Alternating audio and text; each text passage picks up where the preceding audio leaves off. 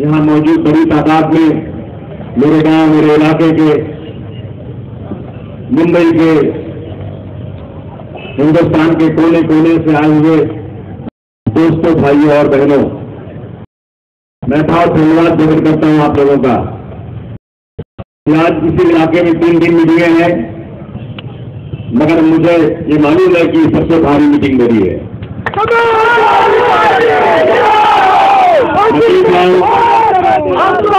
मैं देख रहा हूं यहां से वहां तक लोग खड़े हैं, बहुत बड़ी मीटिंग है दोस्तों। अभी 23 तारीख तक विधानसभा का सत्र चला, बहुत सारी बातें हुई कि 2000 तक के झोपड़ों को रेगुलाइज कर दो, लेकिन यकीन जानना कि सरकार की नीयत ठीक नहीं है। सामने शिवसेना और बीजेपी उत्तर भारतीयों और प्रांतियों के बारे में हमेशा जब है उनको अपमानित करना, उनको भगाने की बात चलती है, मगर मैं कह दूं कि उससे ज्यादा खतरनाक कांग्रेस है। कांग्रेस पार्टी के लीडरों का कहना है कि हम चाहते हैं कि यहां पर प्रांतियों को रोका जाए, यहाँ उत्तर भारतीयों को रोका जाए, लेकिन हमें कानून बताइए हम कैसे रोकें। ये तलाश कर रहे हैं कानून कि किसी तरह से ऐसा कुछ रास्ता निकल जाए कि हम इनको रोकें। देखिए, सबसे बड़ा रोकने का तरीका क्या इनके पास है? ये आज जो है मनसे के लोगों की गुंडागर्दी किया इन्होंने। थोड़ा सा यहाँ कुछ होता है, अपने उत्तर प्रदेश में बेचारे माँ बाप घबरा जाते हैं, अरे बाप रे बाप, एक होंसे वालों को मारा, बार बार टीवी पे दिखाया। और याद रखना, ये मर्द लोगों का नाम नहीं, हिजड़ों का काम है, मर्दों का काम नहीं है। ये हिजड़ों की तरह से, ना मर्दों की तरह से क्या करते हैं कि एक गरीब बेचारा होंसे वाला किसी गली के नाके पर अकेला बेचारा समोसा बेच रहा है, कहीं कोई बेचारा गन्ने का रस बेच रहा है, कहीं कोई बेचारा चना बेच रहा है। तो ये लोग 1-2 टेलीविजन वालों को कहते हैं, भैया तुम फलाने वक्त पर एक जगह पर आगे खड़े हो जाना, हम तुमको एक बहुत अच्छी न्यूज देंगे। अभी टीवी वाले भी सोचते हैं कहीं से न्यूज मिल जाए, मसाला मिल जाए, इनकी दुकान चल जाए। तो ये लोग वहां खड़े रहते हैं, तो ये 2-3 आदमी आते हैं, एक बेचारा चना बेचने वाला गरीब बेचारा, गांव में माँ बाप पड़े हैं, बीवी बच्चे गांव में हैं, अकेला बेचारा अपना घर छोड़ करके सुबह से शाम तक बेचारा इस गली से उस गली, उस गली से उस गली 2 रुपए, 3 रुपए, 5 रुपए का चना बेचता है, 1 रुपए, 2 रुपए का समोसा बेचता है, और 1-1 रुपया तिनके की तरह से जमा करके 30 तारीख को जाकर डाकखाने से अपने माँ बाप को मनी ऑर्डर करता है, खड़ा रहता है। और ये बड़े मर्द की औलाद होंगे, ये आते हैं वहां पर और उसको बेचारे अकेले मारते हैं। अरे माँ ने दूध पिलाया था, अबू आसिम को मार के दिखाओ।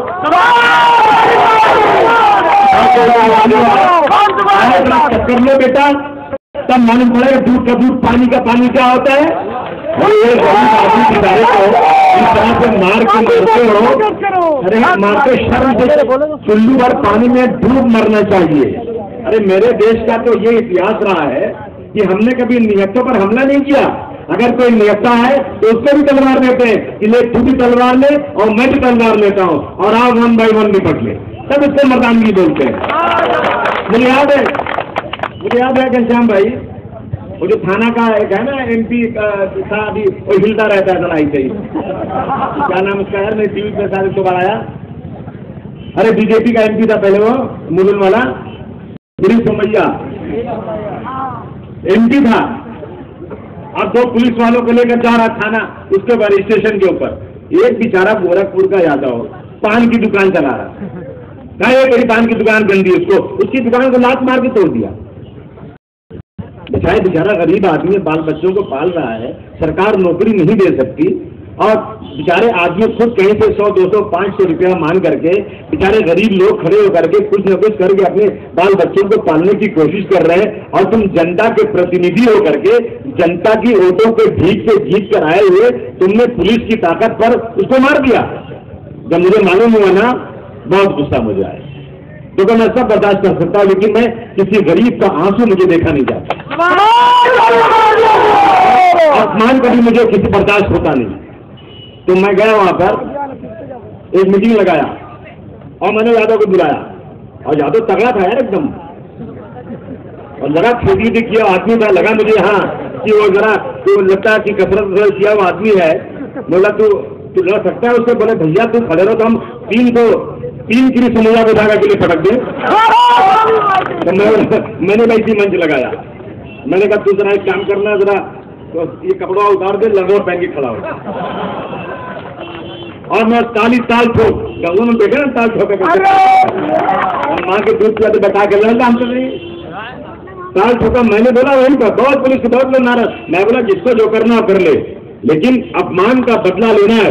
मैंने बोला कृष्ण सुमैया, अगर तूने वाकई अपने माँ का सही दूध पिया है, तूने जिस तरह से इस गरीब को मारा है, उसी तरह से तू एक बार आकर इसके हाथ को मोड़ दे तो मैं अभी इसको और अपने आप को लेकर के गोरखपुर की ट्रेन में बैठकर मैं आजमगढ़ चला जाता हूँ, उसे गोरखपुर भेज देता हूँ। ये तेरे बाप का मुंबई नहीं है, मुंबई मेरे पुरखों ने बनाया है। आज चमक रहा है मुंबई तो मेरे पुरखों की देन है कि अपने सरों पर मिट्टियां लाद लाद करके इस मुंबई को सुंदर बनाया है।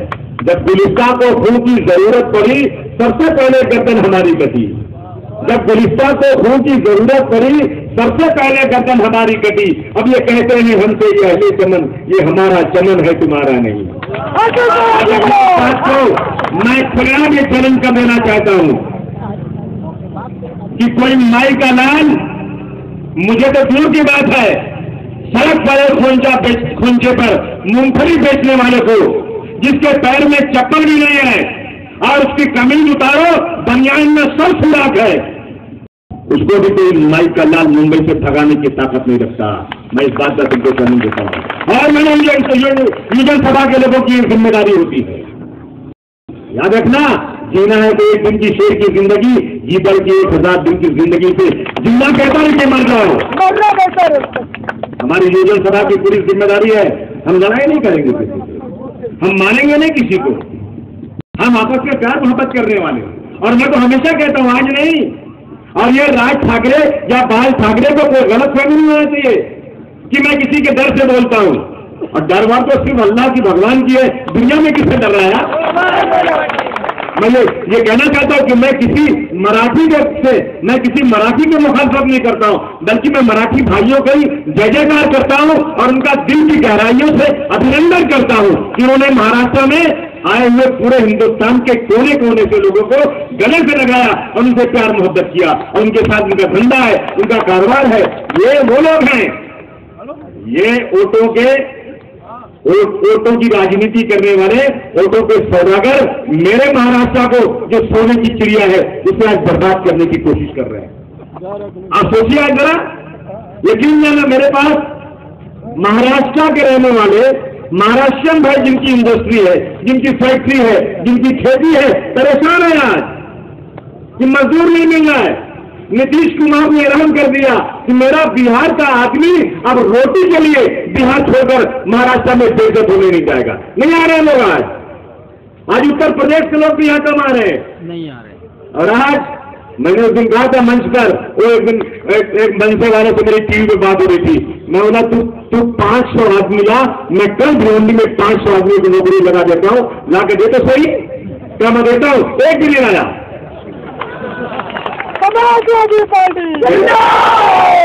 तो दोस्तों, मुझे एक ही बात का अफसोस होता है कि तुम लोग मुझे बेचारा बोलते हो यार। मैं बेचारा नहीं हूं। अरे बेचारे तो कमजोर आदमी को बोलते हैं, मैं कोई कमजोर आदमी हूं। इतने आदमी मेरे साथ खड़े हो तो मैं बेचारा नहीं हूं भाई। जब इलेक्शन होता है ना, बेचारा हुआ सिंह, इसको वोट देंगे तो शिवसेना जीत जाएगी। बेचारी समाजवादी पार्टी काम तो बहुत करती है, कुबेर मौर्य दौड़ता रहता है, ये यादव जी दौड़ते रहते, कैलाश यादव बड़ी मेहनत करता है, परंतु जो इलेक्शन आएगा, अरे वोट दिया तो बढ़ जाएगा वो कांग्रेस, शिवसेना जीत कर आ जाएगी। क्या क्या कांग्रेस ने नहीं किया है जो शिवसेना कर लेगी? हमको डराते हो यार। याद रखना इस बात को। कांग्रेस 13 साल से नहीं है, कांग्रेस 64 साल से सेंटर में और स्टेट में सिर्फ चंद सालों के लिए कांग्रेस गलत बैठी थी। कांग्रेस आज तक सरकार चला रही है। राजीव गांधी सोनिया गांधी का पिल्ला, क्या बोलूंगा इसको। इनको तो यहाँ की औरतें भी पसंद नहीं, शादियां नहीं करेंगे। अंग्रेज औरतों से शादी करना है।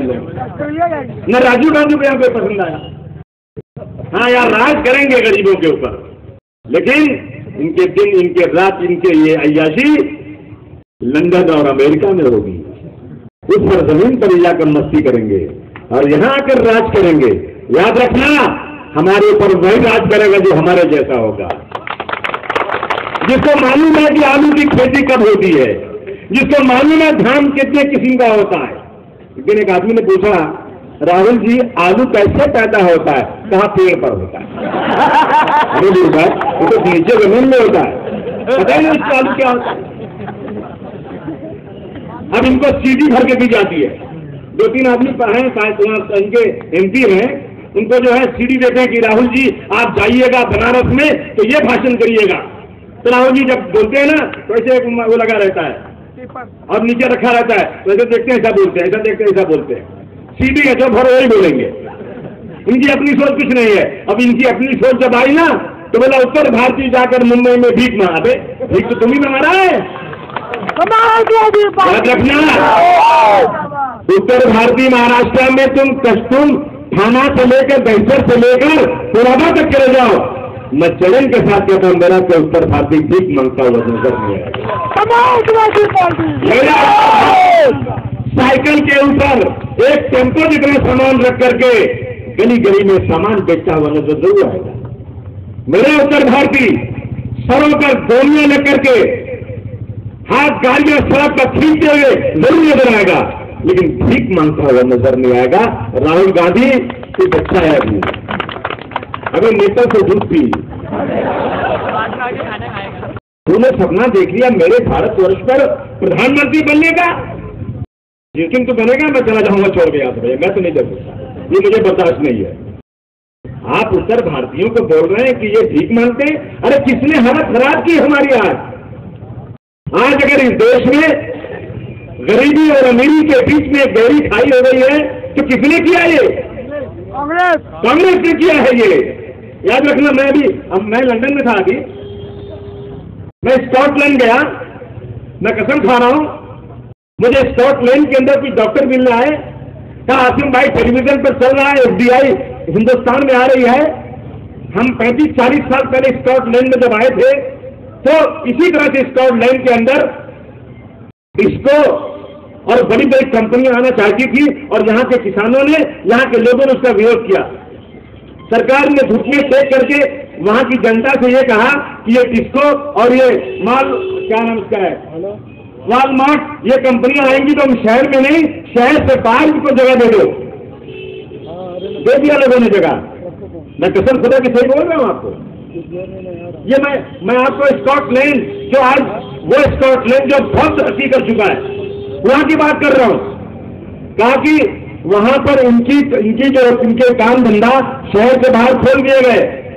सड़क पर जो लोग धंधा करते थे वहां पर जो छोटे छोटे व्यापारी थे, जैसा ही आए उन्होंने दुकानों के दाम, जिसके दाम 10 लाख रुपए थे उसके 15 लाख दे दिए, जिसके दाम 20 लाख थे उसको 30 लाख दे दिए। बहुत खुश हो गए लोग। अरे बाप रे, तो बड़ा अच्छा मामला भैया है, ये तो बहुत भाव मिल रहा है। लोगों ने बेच दिया और उन्होंने सब्जी वालों पे और ये सारी चीजें खरीदना शुरू कर दिया। सारी दुकान छोटी छोटी बंद, उनसे कोई खरीदने वाला नहीं। एयर कंडीशन दुकान में, बड़े बड़े दुकानों में सस्ता माल मिल रहा है। लोग कह रहे भैया ये तो बहुत अच्छी बात है, एक ही जगह पर जाओ, दुनिया की हर चीज मिल जाती है, वहीं से खरीद लो। और 10 साल के बाद जब सारे छोटे छोटे व्यापारी बंद हो गए, तब इन्होंने अपना रंग दिखाया। कहा ये जो अंडा है ना तुम्हारा छोटा है, मैं आपकी बात जाकर के लेबनान का अंडा लाता हूं, वो बड़ा है, तुम बताओ तुम्हारे अंडे का दाम तुम कम करते हो या मैं लेबनान का अंडा लाकर बेचूं? ये तुम्हारी सब्जी जो है ये अच्छी नहीं है, मैं अफ्रीका में खेती करता हूं, वहां की सब्जी लाकर यहां बेचूंगा। और ये हो गया। उन्होंने कहा कि जिस तरह से महाराष्ट्र में आज किसान आत्महत्या कर रहा है, स्कॉटलैंड के किसानों ने बहुत भारी तादाद में FBI आने की वजह से आत्महत्या किया है। ये हालत है। हमारे लोगों ने लड़ाई क्यों लड़ी थी अंग्रेजों से? एक कंपनी आई थी जिसका नाम था ईस्ट इंडिया कंपनी, हिंदुस्तान में आई थी, और ईस्ट इंडिया कंपनी कारोबार करने के बहाने मेरे देश में घुसी थी। धीरे धीरे धीरे करते करते इन्होंने इस देश को लूट लिया। मैं उस दिन पढ़ रहा था, मैं जिस बिल्डिंग में कोलारा में रहता हूं, कमाल मेंशन और ग्रैंड बिल्डिंग, वो बिल्डिंग ईस्ट इंडिया कंपनी की पहले थी और उसके नीचे शिप लगता था। यहां से अंग्रेज लोग कपास लेकर जाते थे लंदन, और जब कपास वहां गिरा करके वापस शिप लेकर आते थे तो शिप को, खाली शिप को डूब जाने का बहुत डर रहता था। तो वो लोग क्या करते थे, वहां से नमक भरना शुरू किया उन्होंने, और जाकर बंबई की गोदी के ऊपर इतना नमक गिरा दिया कि नमक का पहाड़ बन गया। तो अंग्रेजों ने कहा कि हिंदुस्तानी नमक के ऊपर टैक्स लगा दो और अंग्रेजों के नमक को टैक्स फ्री कर दो। सारे देश में नमक बेचना शुरू कर दिया। गांधी जी ने एक मुट्ठी नमक लेकर के गुजरात में कहा था कि मैं नमक आंदोलन कर करके अंग्रेजों की हुकूमत को हिला करके इस देश को भगा दूंगा। बहुत मेहनत हुई थी अंग्रेजों को भगाने में। एक कंपनी आई थी, आज कई हजार कंपनियां दूसरे मुल्कों की यहाँ आ रही। आप जरा सोचिए एक बात को ठंडे दिमाग से कि कोई दूसरे मुल्क का यहाँ आएगा तो क्या मेरे मुल्क को फायदा पहुंचाने आएगा? आएगा, लूट करके यहां से लेके जाएगा, कह रहे कि टैक्स देगा। आप मुझे बताइए, आप अभी घर खरीदने जाइए, आप अगर एक बिल्डिंग खरीदने जाइए, या ओपन फैक्ट है, सबको मालूम है, एक जमीन खरीदने जाइए जिसका भाव 1 करोड़ रुपया एकड़ हो, और जब रजिस्ट्री होती है तो 20 लाख रुपया एकड़, ये तो होता है ना, 80 लाख। जे एन पटेल एक जज, बहुत बड़े